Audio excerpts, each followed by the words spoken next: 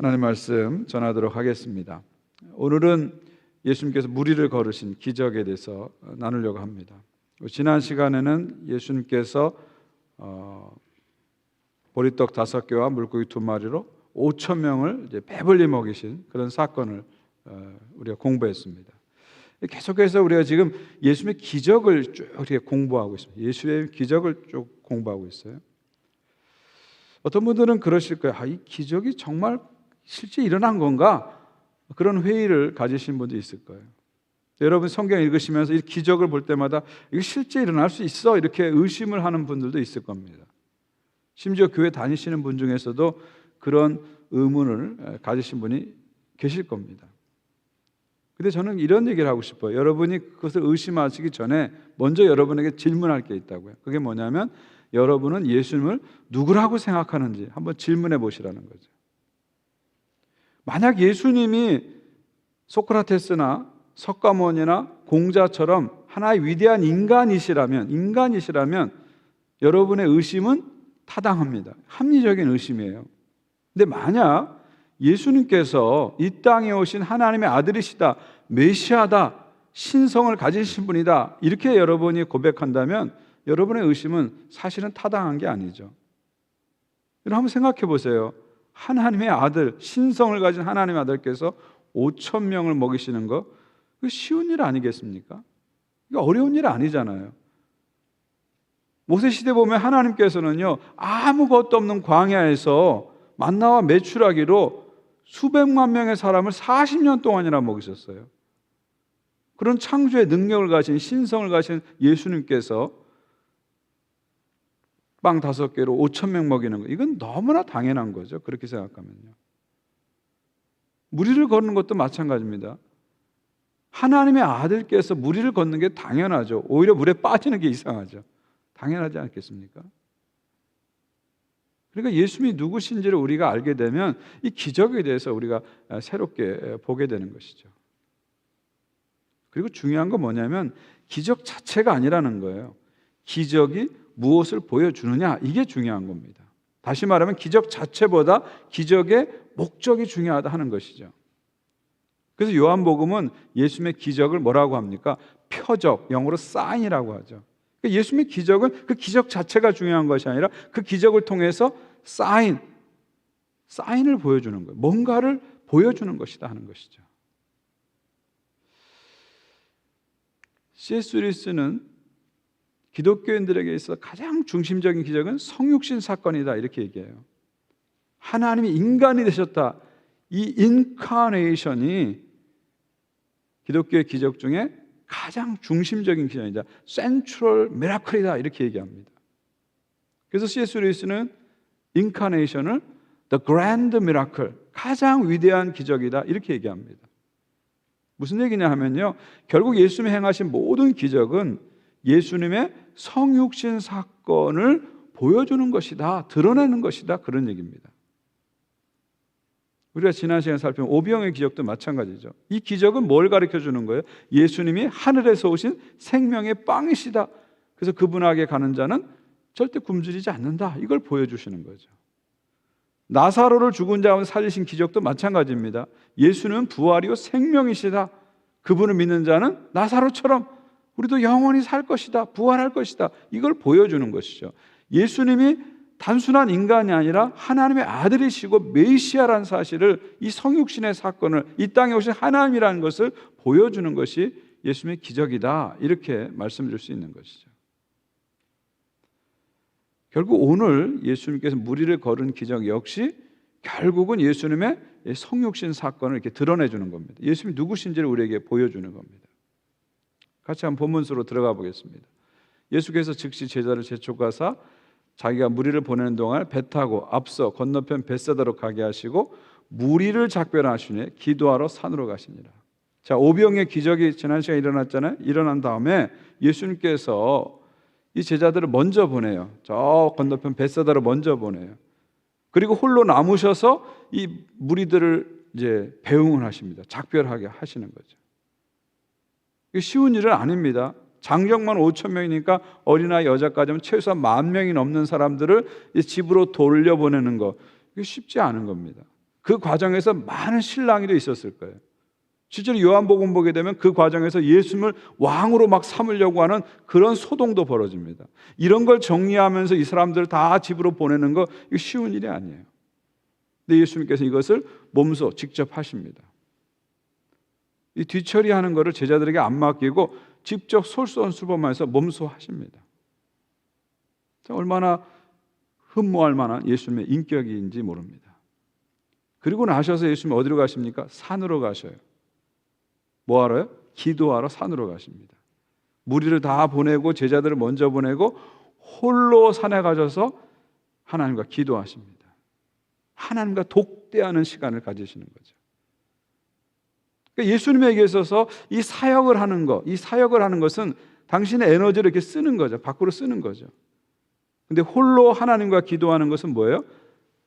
하나님으로부터 에너지를 이렇게 받는 시간입니다. 받는 시간이죠. 그러니까 사역이 아웃풋의 시간이라면 기도는 인풋의 시간이다. 이렇게 보시면 됩니다. 그래서 예수님이 항상 예수님의 일상생활을 보게 되면 이 사역과 기도가 균형이 잘 잡혀 있습니다. 우리도 마찬가지입니다. 이 사역과 기도의 균형을 여러분이 잘 잡으셔야 건강한 신앙생활을 할 수 있습니다. 날마다 여러분은 하나님과 독대하는 시간을 가지셔야 돼요. 하나님과 홀로 함께하는 quiet 타임을 가지셔야 됩니다. 거기서 힘과 지혜를 받을 때 우리가 힘차게 신앙생활을 할 수 있습니다. 자, 그런데 어떤 일이 벌어집니까? 저물매 배가 바다 가운데 있고 예수는 홀로 무태에 계시더라. 바람이 거스리며 제자들이 힘겹게 노젓는 것을 보시고 밤 사경쯤에 바다 위로 걸어서 그들에게 오사 지나가려고 하시매. 자, 예수님이 산에서 깊이 기도를 하고 계시는데 제자들은 갈릴리 바다 한가운데서 풍랑을 만납니다. 바람이 점점 거세집니다. 그래서 본능적으로 막 노를 젓습니다. 여기 보니까 힘겹게 노를 젓다 그랬어요. 무슨 얘기입니까? 열심히 힘겹게 노를 젓는데도 바람이 워낙 세다 보니까 배가 앞으로 가지 못하는 거예요.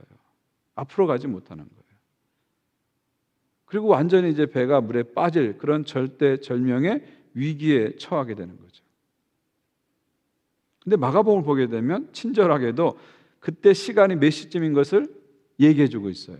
밤 사경쯤이다 이렇게 얘기하고 있습니다. 여러분, 유대인들은 오후 6시부터 오전 6시까지 이 12시간을 밤이라고 했습니다. 그리고 이 밤을 4등분했어요. 이 사경은 4등분한 밤 시간 중에 가장 마지막 시간입니다. 오늘날의 시간으로 하면 새벽 3시부터 6시까지 시간이죠. 밤중에서 마지막 시간이다 이렇게 보시면 됩니다. 밤중에서 가장 어두운 시간이다 이렇게 보시면 됩니다. 또 반대로 얘기하면 아침 쪽에서 보면 아침에 가장 가까운 시간이다 이렇게 볼 수 있는 거죠. 그런데 예수님은 언제 제자들에게 오셨다고요? 밤 사경쯤에 오셨다 그렇게 말하고 있어요. 영적으로 얘기하면 이 사경이라는 시간은 예수님께서 우리에게 오시는 시간이다 이렇게 말씀드릴 수도 있습니다. 무슨 얘기입니까? 가장 어두워진 그 상태에서 주님이 우리 가운데 오신다는 거예요. 제자들이 열심히 노력하고 밤새도록 수고했지만 도저히 빠져나갈 수 없는 절망과 위기 속에 있을 때 주님이 오신다는 겁니다. 그러니까 우리가 스스로 해결할 수 있고 할 만할 때 주님이 오시는 게 아니고요. 하다가 안 돼서 내 힘으로 할 수 없습니다. 내 힘으로 안 됩니다 하고 내려놓을 때 바로 그때 바로 그 사경의 시간에 주님이 우리에게 오신다 그런 얘기죠. 그러니까 내가 끝났다고 했을 때 주님이 오셔서 다시 시작하는 시간이 바로 사경이다 그런 말입니다. 바로 사경이다 그런 말이죠. 이 사경이라는 시간은 참 재밌는 시간 아닙니까? 밤 쪽에서 보면은 가장 어두운 시간이에요. 근데 아침 쪽에서 보면 아침하고 제일 가까운 시간입니다. 그러니까 우리 쪽에서 보면 이 사경이라는 시간은 가장 절망적인 시간이에요. 모든 게 끝났어요. 도저히 내 힘으로 어찌할 수 없어요. 깜깜합니다. 근데 하나님 쪽에서 보면 하나님이 시작하는 시간이에요. 하나님이 개입하는 시간이에요. 여러분 한번 가만히 생각해 보세요. 여러분이 언제 하나님을 진하게 만났는가 한번 생각해 보세요. 언제 여러분이 주님의 실제를 경험했는가 한번 생각해 보세요. 대부분 언제예요? 바로 사경쯤에 경험하셨어요. 내가 막 잘 나가고 교만하고 막 뽐내고 막 이럴 때는 사실 하나님을 진하게 경험하지 못했어요. 하나님 믿어도 그냥 건성으로 믿고 대충 믿었어요. 근데 내가 바닥을 탁 쳤을 때 난 끝났어, 나 절망이야, 희망이 없어, 인생의 깊은 풍랑 속에 빠졌을 때 바로 그 사경쯤에 우리는 하나님을 진하게 만나는 거예요. 하나님의 실제를 경험하게 되는 거예요. 사실은 저도 마찬가지입니다. 내가 언제 하나님을 진하게 만났을까? 예수님의 실제를 언제 경험하지? 이렇게 돌아서 생각해 보니까, 뒤돌아보니까요, 바로 사경쯤이더라고요. 제가 막 절망했을 때, 인생을 살아가면서 목회를 하면서 절망했을 때, 몸이 아파서 한 달씩 병원에 입원했을 때 바로 그 사경쯤에 주님이 저에게 오시더라고요. 내가 할 수 있습니다. 그때 주님은 그냥 그래 한번 해봐라고 지켜보시더라고요. 근데 주님 안 돼요, 내 힘으로는 안 돼요 하고 연약함을 고백할 그 사경쯤에 주님이 딱 나타나셔서 시작하시더라고요. 개입하시더라고요. 이것이 주님의 놀라운 역사의 방법입니다. 혹시 여러분 가운데 나는 인생의 사경쯤을 보내고 있어, 밤 사경이야, 내 인생에 지금 밤 사경이야, 이런 분들이 있으십니까? 건강의 문제로, 또 자녀의 문제로, 사업과 직장과 여러 가지 관계의 문제로 그런 경험을 하고 계십니까? 인생의 깊은 풍랑 속에 계신 분이 계십니까? 여러분 기억하십시오. 밤 사경쯤에 누가 오신다고요? 주님이 오십니다. 주님이 오십니다. 우리 쪽에 봤을 때는 절망이지만 하나님 쪽에서 봤을 때는 희망이라는 거예요. 우리 쪽에 봤을 때 이거 끝이 하고 있는데 하나님 쪽에서 봤을 때는 시작이다, 그런 말입니다. 인간 쪽에서 봤을 때는 위기지만 하나님 쪽에서 봤을 때는 기회다, 그런 말입니다. 그러므로 인생의 풍랑 가운데서 밤 사경의 시간 속에서 우리는 누구를 바라봐야 됩니까? 우리 가운데 오시는 주님을 바라보셔야 됩니다. 여러분, 고난이 깊을수록 주님은 더 가까이 오십니다. 고난이 클수록 주님은 더 가까이 오십니다. 이 주님을 항상 바라보시기를 주의 이름으로 간절히 축원드립니다. 제자들이 그가 바다 위로 걸어오신 보고 유령인가에 소리 지르니 바로 그때 주님께서 바다 위로 걸어오십니다. 걸어오세요. 주님께서 바다 위로 지금 걸어오고 계십니다. 그러니까 지금 기적을 우리가 쭉 살펴보고 있는데 기적의 클라이막스 강도가 점점 높아지고 있죠. 처음에는 병자를 고치셨어요. 그 다음에 귀신을 쫓아내셨어요. 그 다음에 5,000명 먹으셨어요. 이제는 바다 위를 걸어오세요. 그러니까 기적의 레벨이 강도가 점점 올라가면서 여기서 거의 바다를 걷는 것에서 클라이막스를 찍는 거예요. 클라이막스를 찍는 겁니다. 그러면서 결국 마가복음은 뭘 보여주는 거예요? 예수님이 누구신지를 더 명확하게 우리에게 보여주시는 겁니다. 결국 예수님은 인간 세계만 다스리신 분이 아니라, 영적인 세계만 다스리는 분이 아니라 이 바다라는 물리적 세계조차도 다스리시는 참 하나님이시다, 메시아시다 하는 것을 우리에게 지금 분명하게 보여주고 계시는 것이죠. 주님 바로 그것을 보여주시는 거예요. 특별히 여러분, 바다 위를 걷는다는 것은 예수님이 신성을 가지신 분이라는 것을 분명히 보여주는 겁니다. 여러분, 성경을 보게 되면 바다라는 공간은 좀 특별한 의미가 있습니다. 바다는 인간이 절대 통제할 수 없는 혼돈의 공간이 바다입니다. 바다는 악한 영이 통치하고 있는, 다스리고 있는 통제 불능의 세계가 바로 바다예요. 그래서 여러분이 구약 성경 보게 되면 사탄을 상징하는 리오에단이 어디 살죠? 바다에 살잖아요. 또 계시록을 보게 되면 사탄을 상징하는 용이 어디서 올라옵니까? 바다에서 올라오잖아요. 바다가 그런 공간입니다. 그런 바다를 다스린다, 그런 바다 위를 걷는다는 것은 이 신성을 뜻하는 겁니다. 시편 70편 19절 이런 말씀입니다. 주의 길이 바다에 있었고 주의 고든 길이 큰 물에 있었으나 주의 발자취를 알 수 없나이다. 주님의 길은 바다에, 하나님의 길은 바다에 돼 있고 그 길을 걸어가신다는 겁니다. 하박국 3장 15절입니다. 주께서 말을 타시고 바다 곧 큰 물의 파도를 밟으신다. 말을 타고 바다를 밟고 가시는 분이 하나님이시다, 그런 얘기죠. 욥기 9장 8절입니다. 그가 홀로 하늘을 펴시며 바다의 물결을 밟으신다. 바다를 땅처럼 밟고 가시는 분이 누구라고요? 하나님이시다, 그런 말이죠. 결국 오늘 바다 위를 걸으시는 예수님은 어떤 분이시라고요? 하나님이시다. 그분은 신성을 가진 하나님이시다 하는 것을 우리에게 보여주는 놀라운 사건이라는 것입니다. 그런데 제자들은 예수님이 누구신지를 아직도 정확히 모르기 때문에 그냥 귀신이다 하면서 깜짝 놀라고 있는 거예요. 그런 제자들에게 예수님께서 가까이 오셔서 말씀하십니다. 50절입니다. 오늘 말씀의 핵심 구절이 50절인데요. 예수께서 뭐라고 말씀하십니까? 안심하라, 내니 두려워하지 말라. 안심하라, 내니 두려워하지 말라. 이렇게 말씀하십니다. 이것이 오늘 말씀의 가장 중요한 핵심 구절입니다. 특별히 저는 여기서 내니, it is I, 내니, 요것을 아주 중요하게 저는 보았습니다. 요 내니라는 요 짧은 단어가 오늘 말씀 전체를 풀어내는 어떤 키워드 같은 핵심 단어 같은 말씀이다, 그렇게 생각합니다. 이 내니, 영어로는 it is I라고 번역되는데 원문을 보니까 에고 am이 I am 이렇게 되어 있어요. 내니 I am 이렇게 되어 있습니다. 그 I am은 뭐예요? 하나님의 이름이죠. 출애굽기를 보게 되면 하나님 이름이 뭐예요? I am이죠. 출애굽기 3장 보게 되면 모세가 하나님을 떨기나무 아래에서 만나가지고 하나님께 대담하게 뭐라고 질문해요? 당신의 이름이 뭡니까? What's your name? 하고 묻죠. 그때 하나님께서 뭐라고 대답하십니까? 하나님께서 모세에게 이르시되 나는 스스로 있는 자니라. 내 이름은 My name is 스스로 있는 자, 이렇게 대답하시죠. 이 스스로 있는 자가 뭐예요? 에흐에, 히브리어로 에흐에인데 그 뜻이 뭐예요? I am, 그런 뜻이에요. I am, 그런 뜻이에요.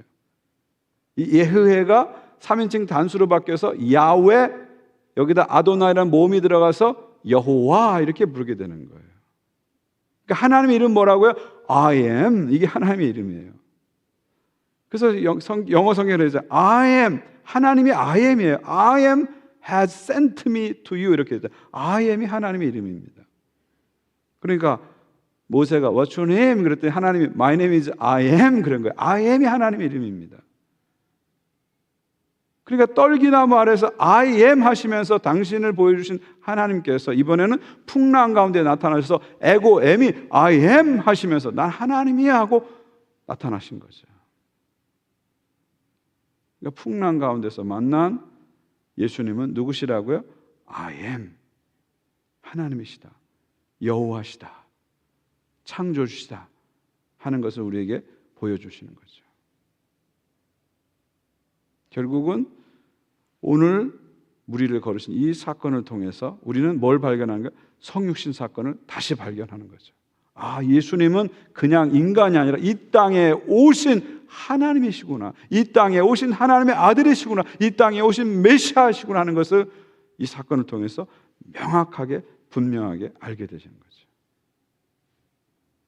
그리고 그 예수님께서, 하나님이신 예수님께서 뭐라고 말씀하십니까? 나다, 두려워하지 말라 말씀하시죠.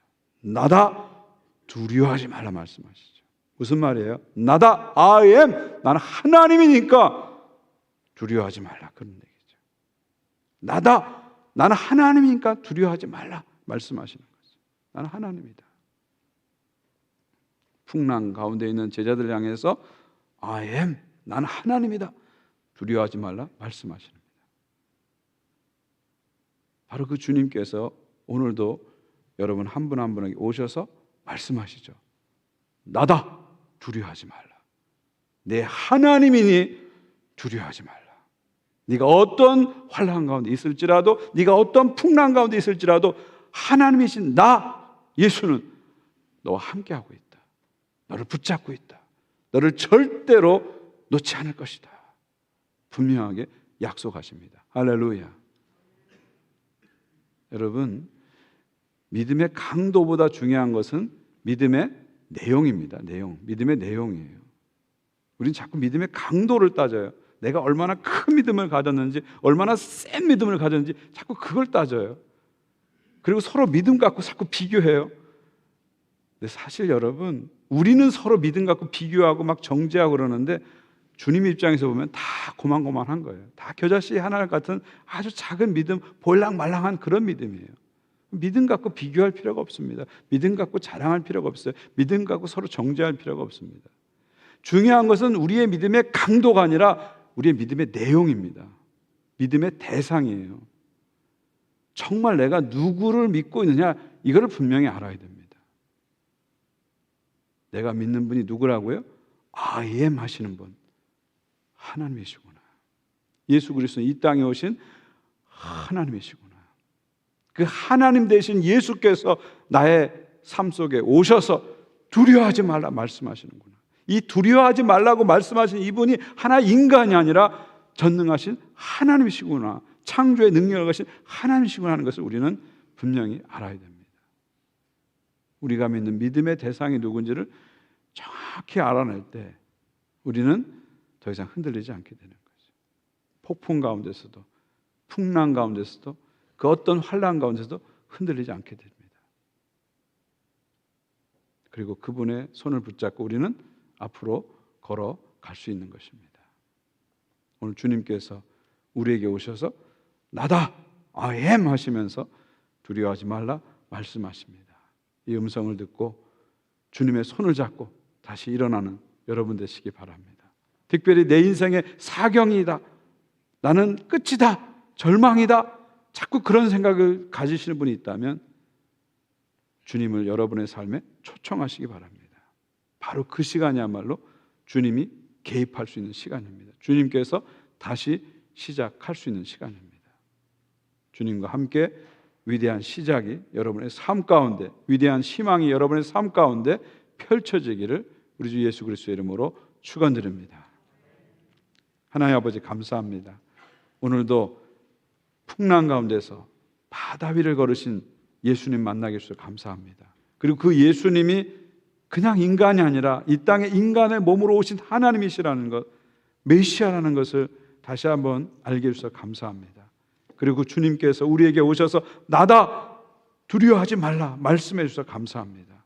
주님의 음성을 듣고 주님의 음성을 믿고 담대하게 삶의 현장으로 나가는 모든 주의 백성들 되게 하여 주시옵소서.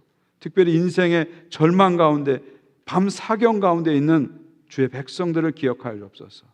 주님께서 찾아가셔서 다시 시작하실 주님께서 말씀하여 주시옵소서. 두려워하지 말라고 말씀해 주시고 손잡아 주시고 품어 주시고 다시 일어나 시작하게 하여 주시옵소서. 소망으로 함께하여 주시옵소서. 예수 그리스도의 이름으로 기도하옵나이다.